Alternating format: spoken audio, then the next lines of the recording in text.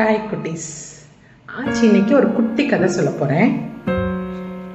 ஒரு ஊர்ல ஒரு வயசான ஒரு துறவி இருந்தார். அவர் ஒரு ஆசிரமம் நடத்திட்டு இருந்தார். அந்த ஆசிரமத்துல யாரு படிப்பாங்க அப்படின்னா, நம்ம ராஜாக்களோட பிள்ளைகள், பெரிய பெரிய பிரபுக்கள், கோடீஸ்வரர்கள், அவருடைய பிள்ளைகள்லாம் அங்க படிப்பாங்க. குதிரையேற்றம், வில்வித்தை, வாழ்வித்தை, இன்னொன்று உலக அறிவு எல்லாமே அங்கிருந்தா அவங்க படிச்சுட்டு போவாங்க. அப்படி இருக்கும்போது அந்த துறவிக்கு ஒரு 3 சீடர்கள் இருக்காங்க. அந்த 3 சீடர்கள் தான் அவருக்கு ஃபுல்லா ஹெல்ப் பண்ணிட்டு இருக்கிறது. யாருன்னா 3 சீடர்கள் தான். குருக்கு என்ன கவலை வந்துருச்சுன்னா, அவருக்கு நமக்கு வயசாயிடுச்சு, நமக்கு அப்புறம் இந்த ஆசிரமத்தை யார் எடுத்து நடத்துவா, யார் இதை பொறுப்பா கொண்டு போவா அந்த ஆசிரமத்தைன்னு அவருக்கு ஒரு கவலை வந்துருச்சு. அதனால என்ன பண்றாரு, 3 சீடர்களையும் கூப்பிட்டு இது மாதிரி எனக்கு அப்புறம் இந்த ஆசிரமத்தை யாராவது தலைமை எடுத்து நடத்தணும், அதுக்கு ஒரு தகுதியான ஒருத்தரை நான் அதுக்கு நியமிக்கணும்.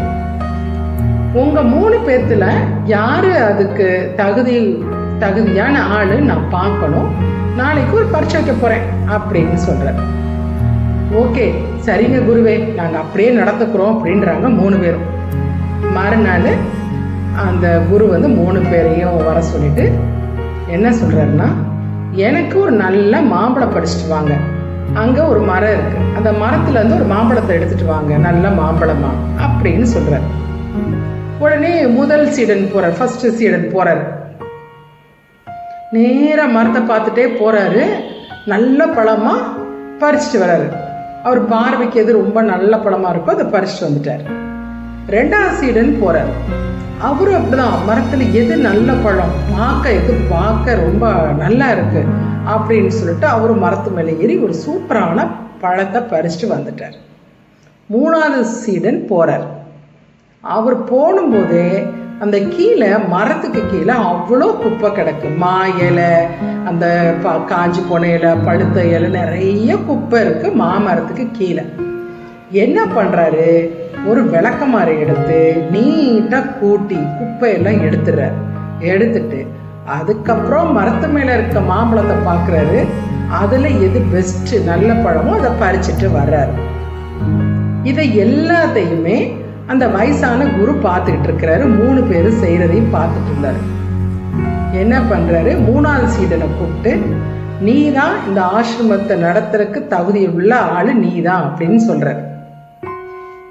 ஏன் அப்படி சொன்னாரு அப்படின்னா, ஒரு தலைமை பண்புள்ள ஒரு தகுதி உள்ள ஒருத்தவங்க என்ன பண்ணணும் அப்படின்னா, நமக்குன்னு ஒரு குறிக்கோள் இருக்கும், அதெல்லாம் பண்ணணும். ஆனா சுத்தி என்ன நடக்குது, நம்மளை சுத்தி என்னென்ன ப்ராப்ளம் இருக்கு, என்ன பிரச்சனைகள் இருக்கு, அது எல்லாத்தையும் சால்வ் பண்ணணும், அது நல்லபடியா கொண்டு போகணும். அதோட நம்ம எய்மும் குறிக்கோளையும் கரெக்டா நம்ம போய் ரீச் பண்ணணும். அதான் தலைமை பண்புக்கு அது ரொம்ப ஒரு முக்கியமான விஷயம். முதல்ல 2 சீடர்கள் என்ன பண்ணாங்க, நேரா போனாங்க, மரத்து மேலே ஏறினாங்க, நல்லா மாம்பழத்தை பறிச்சுட்டு வந்துட்டாங்க. ஆனா 3வது சீடர் அப்படி இல்லை. போகும்போதே கீழே இருக்கிற குப்பையெல்லாம் ஃபுல்லா நீட் பண்ணிட்டு அப்புறம் மேல மரத்து மேலே ஏறி ஒரு மாம்பழத்தை பறிச்சுட்டு வந்தார். அவர் எல்லாத்தையும் கவனிக்கிறாரு. இதுதான் ஒரு தகுதியான ஒரு தலைமை பண்புக்கு ஒரு தகுதியா அந்த குரு நினைச்சார். அதனால ஆசிரமத்தை அவர்கிட்ட ஒப்படைச்சிட்டார். ஓகேவா? உங்களுக்கு நாளைக்கு இன்னொரு குட்டி கதையோட வரேன்.